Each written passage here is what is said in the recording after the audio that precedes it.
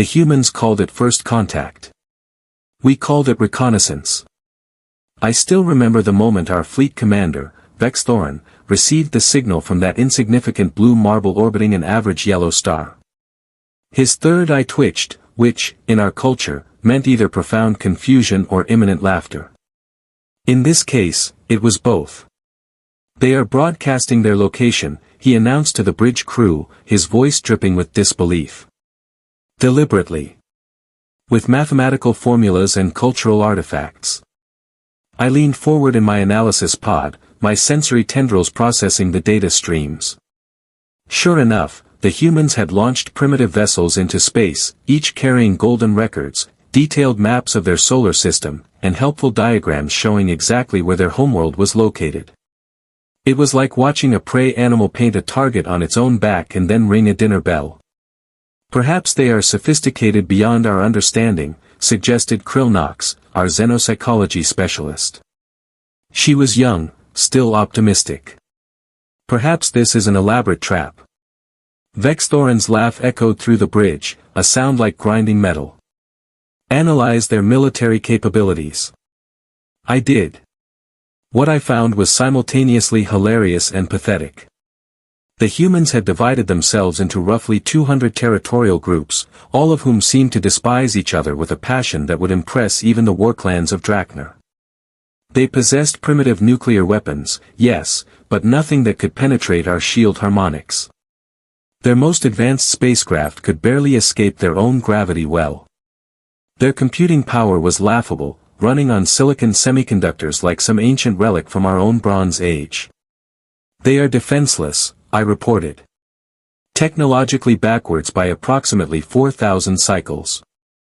Politically fractured. Ecologically unstable. They are actively destroying their own atmosphere while arguing about whether they are destroying their own atmosphere." The bridge crew erupted in what could only be described as contemptuous amusement. "Then we proceed with standard acquisition protocol," Vex Thorin declared. "Diplomatic approach, alliance proposal, gradual integration into our economic sphere, resource extraction, subjugation. Simple." Oh, how spectacularly wrong we were. 3 cycles later, I was part of the first diplomatic envoy to Earth. We materialized our vessels over their largest population centers, 30 gleaming ships that dwarfed their primitive aircraft. We broadcast messages of peace in their dominant languages, offering technology, medicine, and a place in the galactic consortium. The humans responded with a live stream. Not a formal governmental response. Not a military transmission. A live stream. Broadcast across their entire planetary network, watched by billions. I found myself staring at a human female named Jessica Ortiz, who was apparently what they called a news anchor. She wore excessive pigments on her face and spoke into a primitive camera with the kind of breathless excitement usually reserved for witnessing a supernova. "Ladies and gentlemen, we are not alone in the universe," she proclaimed, her voice reaching an octave that made my auditory receptors ache. "The aliens have requested a meeting with world leaders, and we are being told that multiple nations are already preparing delegations. This is, without question, the most significant moment in human history. They are treating this as entertainment," Krill Knox observed, her tone uncertain. "Should we be concerned?" "About what?" Vex Thorin scoffed. "Their opinion of us? We could sterilize their planet from orbit if we wished. Let them have their spectacle." The meeting took place at their United Nations, a bureaucratic nightmare of an organization where humans gathered to accomplish nothing while feeling important about it. I attended as part of Vex Thorin's advisory contingent, my role being to assess human psychological responses and identify potential leverage points for our eventual takeover. What I witnessed instead was the most chaotic display of diplomacy I had ever seen. The humans could not agree on anything. Their representatives shouted at each other in multiple languages. One delegate from a nation called Russia insisted that the meeting was a Western plot. A delegate from America insisted it was a Russian plot. A delegate from China suggested it might be both. 3 separate religious leaders claimed we were either angels, demons, or divine punishment, depending on their particular theological framework. This is absurd, I whispered to Krill Knox. How have they survived this long without destroying themselves? Luck, she suggested. Then something happened that should have been our first warning. A human male approached our delegation during a recess. He was small by their standards, wearing spectacles that magnified his eyes to an almost comical degree. His identification badge read, Dr. Marcus Webb, astrophysicist. I know what you're doing, he said quietly, his gaze fixed on Vex Thorin. Our commander tilted his primary head. We are offering your species a path to the stars, human. No, Marcus replied, his voice steady despite the tremor in his hands. You're testing us. Measuring our defenses. Calculating our weaknesses. I've read enough history to recognize a conquest disguised as charity. The audacity. The sheer, unmitigated audacity of this tiny primate, confronting beings who could disintegrate him with a thought. Vex Thorin laughed. And what, precisely, do you intend to do about it, Dr. Webb? Marcus smiled. It was not a pleasant expression. Survive. He walked away, leaving us in stunned silence. Should we eliminate him? I asked. Why bother? Vex Thorin replied. He is one paranoid academic among billions. Let him rant. It changes nothing. We proceeded with the plan. Over the next lunar cycle, we offered the humans carefully calibrated gifts. Medical technology that would cure their diseases, but required our technicians to operate. Energy systems that would solve their power crisis, but needed our fuel sources. Communication networks that would unite their fractured world, but ran through our servers. Each gift was a chain. Each chain brought them closer to dependence. It was a strategy we had executed on 17 previous worlds. It had never failed. The humans accepted everything with embarrassing enthusiasm. Their leaders signed treaties they barely understood. Their corporations competed viciously for exclusive rights to alien technology. Their media celebrated each new gift like children receiving toys. I began to relax. Perhaps Marcus Webb was simply an outlier, a paranoid individual in a naive species. Then the sabotage began. It was subtle at first. A power relay would malfunction. A communication hub would experience mysterious interference. Medical equipment would report data anomalies that made no sense according to the laws of physics we understood. Equipment failure, our technicians reported. The human infrastructure is too primitive. These systems were designed for advanced civilizations. Vex Thorin accepted the explanation. I was less certain. The turning point came during a technology transfer ceremony in a human city called New York. We were providing them with atmospheric processors that would begin reversing their ecological damage. Thousands of humans gathered to watch, their primitive recording devices capturing every moment. I noticed him in the crowd. Marcus Webb, standing perfectly still while chaos swirled around him, staring directly at me. He mouthed 2 words, "We know." The atmospheric processor exploded 17 minutes later. Not a catastrophic explosion. Nobody was injured. But the device was utterly destroyed, its core components fused beyond recognition. More importantly, the explosion released an electromagnetic pulse that temporarily disabled every piece of our technology within a 3-kilometer radius. Our ships lost power. Our personal shields flickered. Our communication arrays went dark. For exactly 14 seconds, we were vulnerable. Then our backup systems engaged, power returned, and the crisis ended. But those 14 seconds were enough. Enough for the humans to learn something crucial about our technology. Enough for them to realize we were not invincible. Enough for them to stop being afraid. Accident, the human officials claimed. A terrible malfunction. We are so sorry. But I saw Marcus Webb in the crowd, and he was smiling. Vex Thorin ordered a full investigation. What we discovered made my internal organs clench with something I had not felt in cycles, genuine concern. The sabotage was not the work of one paranoid scientist. It was coordinated, deliberate, sophisticated. Hidden within the explosion debris, our analysts found evidence of a device that should not exist, a targeted frequency generator that specifically exploited a vulnerability in our shield harmonics. A vulnerability that was not documented in any human scientific literature. A vulnerability that required knowledge of quantum mechanics at least 2 centuries beyond their current understanding. How? Krillnox demanded. How could they possibly know? I reviewed the footage from every interaction we had with humans since arrival. I analyzed their questions, their reactions, their seemingly innocent curiosity. And I realized with dawning horror what had happened. They had been learning. Every time a human technician worked alongside our engineers, they were memorizing. Every time a human scientist asked a question, they were gathering data. Every time they appeared cooperative and grateful, they were studying us like specimens under a microscope. And when they did not understand something, they did something that no other species in the galactic consortium would even consider: they experimented. Recklessly. Dangerously.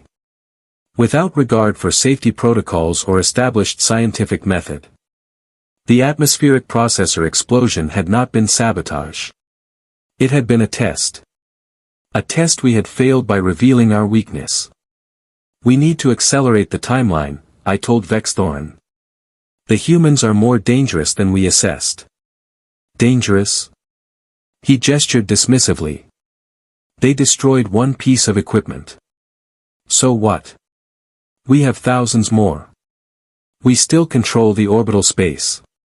We still possess overwhelming military superiority. Commander, you are not understanding the situation. These humans are insects pretending to be warriors, he interrupted. I have conquered 12 worlds, analyst. I know prey when I see it. The humans will fall in line, or they will fall permanently. It makes no difference to me. 3 days later, every human on the planet stopped cooperating. Not through violence. Not through protest. They simply stopped. Workers did not report to the technology centers. Officials did not answer our communications. Their entire global economy seemed to pause, as if someone had pressed a button and frozen 8 billion people in place. We attempted to contact their leaders. No response. We sent envoys to their government buildings. Empty. We scanned for life signs.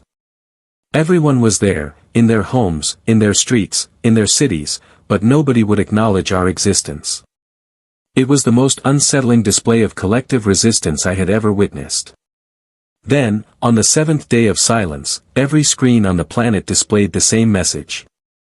Every television, every computer monitor, every electronic billboard. The message was simple, written in all major human languages simultaneously. We know what you are. We know what you want. You have 1 cycle to leave our system. After that, we cannot guarantee your safety. Vex Thorin read the message and laughed until his breathing spiracles ached. Cannot guarantee our safety? Us? Do these primates understand that we could turn their oceans to vapor? Perhaps we should comply, Krillnox suggested nervously. This behavior is unprecedented. We comply with nothing, Vex Thorin declared. Tomorrow, we begin forcible extraction of resources. If the humans wish to play at resistance, we will show them what real power looks like. I wanted to object. Every analytical instinct I possessed screamed that we were miscalculating something fundamental about this species. But I was a subordinate. My role was to advise, not to command. So I remained silent as Vex Thorin ordered the fleet into attack formation. 30 ships, each capable of cracking a continent, descending toward the planet's surface with weapons charged and ready. The humans did not flee. They did not surrender. They did not broadcast pleas for mercy. Instead, as our ships entered the upper atmosphere, Marcus Webb appeared on every screen again. He was older now, I noticed. Tired. But still smiling that unsettling smile. "Thank you for staying," he said. "We were hoping you would." That was when the sky began to burn. The first ship to die was the Karvoff, a heavy cruiser positioned over the continent they called Asia. One moment it was descending through the stratosphere, shields at maximum, weapons primed. The next moment, it simply ceased to exist. Not exploded. Not damaged. It vanished in a flash of light so intense that it temporarily blinded our optical sensors across the entire fleet. "Report." Vexthorin roared, his composure finally cracking. "Unknown weapon discharge from surface coordinates," our tactical officer stammered. "Energy signature is, it cannot be correct. The readings indicate a controlled antimatter reaction with a yield that should require a planetary power grid to generate." "Should require?" I asked, my voice barely functioning. "The humans do not have planetary power grids," the officer replied. "They should not be able to generate this level of energy. It violates every assessment we made of their technological capacity." 3 more ships vanished in rapid succession, each erased by beams of coherent energy that burned through our shields like they were decorative tissue. Our fleet scattered, retreating to higher orbit, but the weapons followed. Whatever the humans had built, it had range, precision, and power that exceeded our most advanced military technology. "Impossible!" Vexthorin screamed. "Run trajectory analysis. Where are these weapons located?" The answer came back within seconds, and it made everything worse. Everywhere. The weapons were not centralized. They were distributed across the entire planet. Hundreds of installations, maybe thousands, all firing in perfect coordination. Each one was small, barely larger than a human dwelling, which explained why our orbital scans had missed them. We had been looking for massive military complexes, not backyard artillery. "They built a planetary defense grid," Krillnox whispered. While we were congratulating ourselves on their primitiveness, they built a planetary defense grid. "How?" I demanded, accessing the analysis archives, pulling up every interaction we had documented. "We monitored their communications. We tracked their resources. We watched their governments argue about our presence. When did they have time to build weapons that exceed our technology by centuries?" Then I found it. Hidden in the communication logs. Buried under millions of mundane human transmissions. A single phrase, repeated across their networks during the weeks we had been establishing our foothold: Project Webb Protocol. Marcus Webb. That damned scientist who had smiled at me while his world burned its future to forge weapons in secret. "Commander, I recommend immediate full retreat," our tactical officer urged. "We have lost 7 ships. Their weapons show no sign of power depletion. If we remain in orbit, they will eliminate the entire fleet within the hour." "Retreat?" Vexthorin's voice was dangerously quiet. "Retreat from primates who should still be banging rocks together. Never. Activate the world crackers. If we cannot have this planet, nobody will." I felt my entire biology revolt at the command. World crackers were final solution weapons, used only when a planet held strategic value that could not be allowed to fall into enemy hands. They were designed to shatter tectonic plates, to turn living worlds into asteroid fields.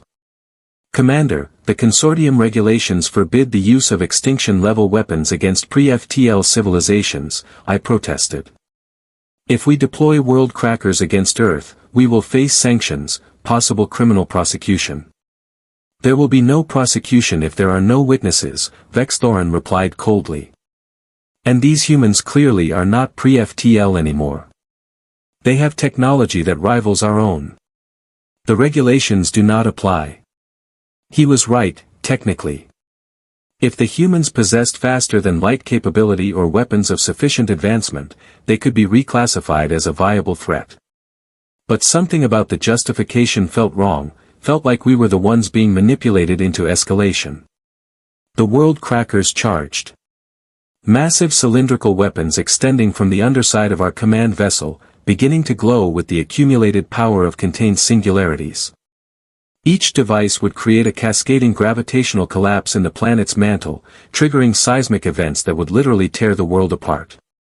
There would be no survivors. No evidence. Just another dead rock orbiting a yellow star, and a mystery that would be filed away in consortium archives as primitive species destroyed itself before achieving spaceflight. The weapons reached full charge.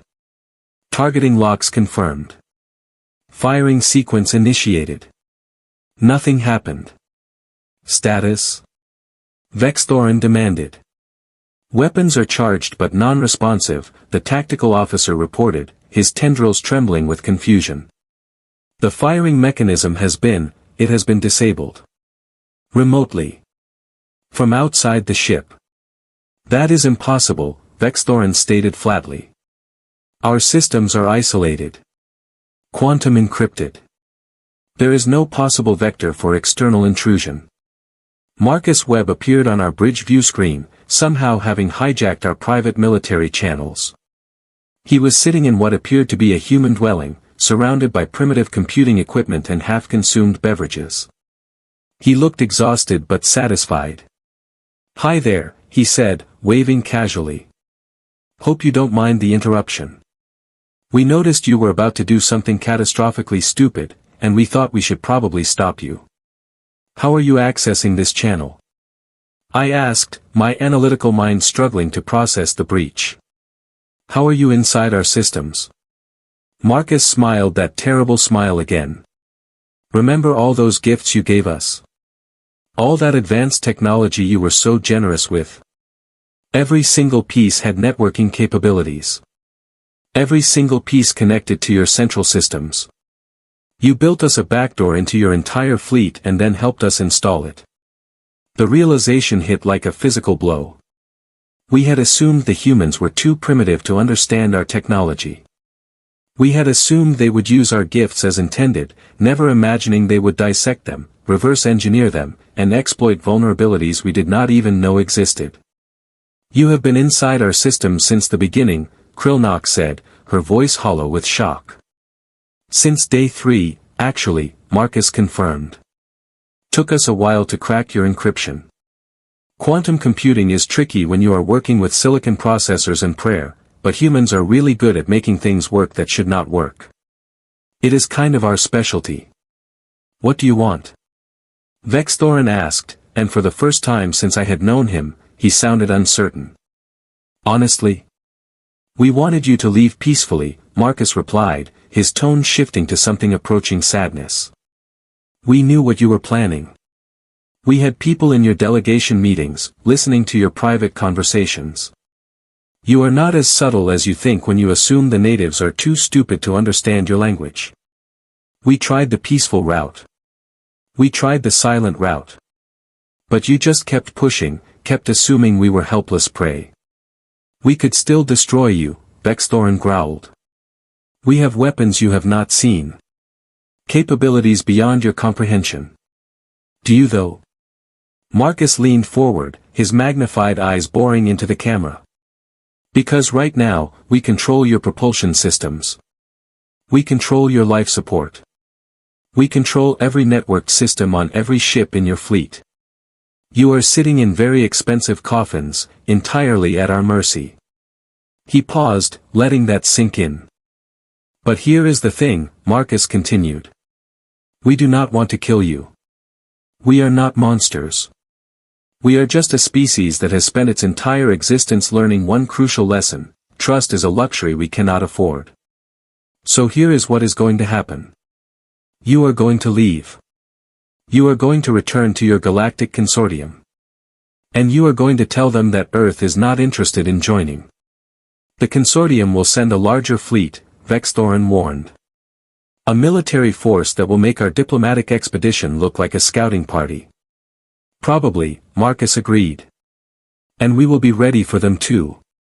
See, you made a mistake. You showed us your technology. You demonstrated your capabilities. You gave us a baseline to work from. And humans are really, really good at learning from our enemies. This is not over, Vex Thorin said, but his voice lacked conviction. No, Marcus replied. It is not. But it is over for you. Goodbye, Vex Thorin. Enjoy your flight home. Our systems came back online. Propulsion, navigation, life support, all restored to our control. But the weapons remained locked, disabled at a fundamental level that would require complete system rebuilds to repair. The human defensive weapons tracked our movement as we retreated, a silent reminder that they could destroy us at any moment but chose not to. It was a demonstration of power more effective than any attack could have been.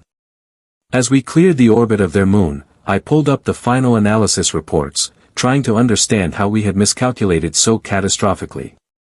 The data painted a picture that should have been obvious from the beginning. Humans were survivors.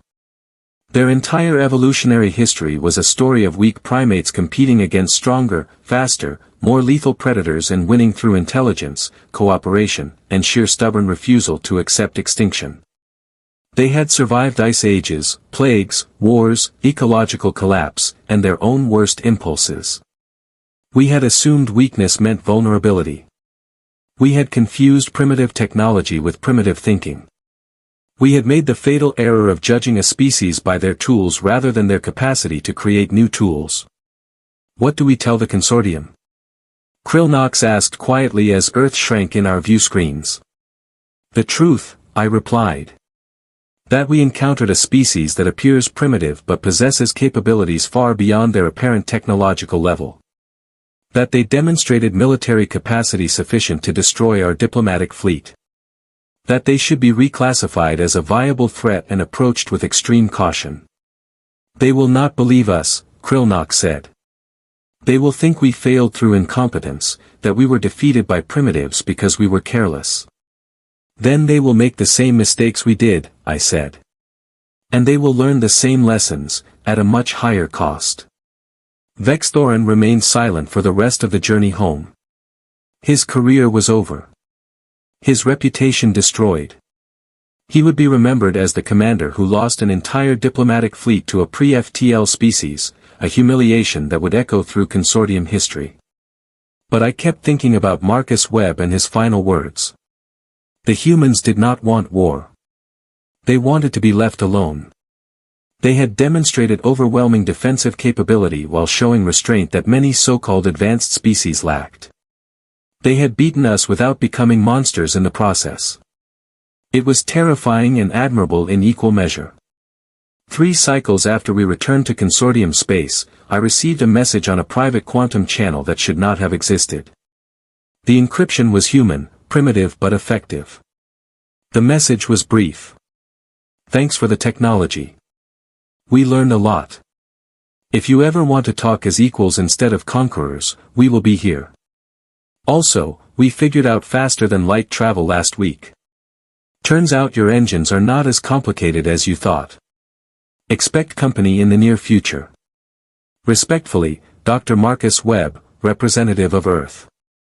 I stared at the message for a long time, my sensory tendrils processing the implications. The humans had not just defended themselves.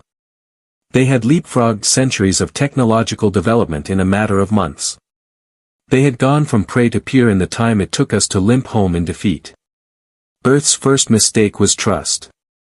They had trusted us, believed our promises of peaceful cooperation, and nearly paid the price for that naivety. But their second mistake, the one they had corrected with brutal efficiency, was ever appearing weak enough to invite conquest in the first place. The galaxy was about to learn what humanity had known since they first climbed down from trees and stared at predators twice their size. Survival is not about being the strongest. It is about being too dangerous to hunt, too clever to trap, and too stubborn to give up.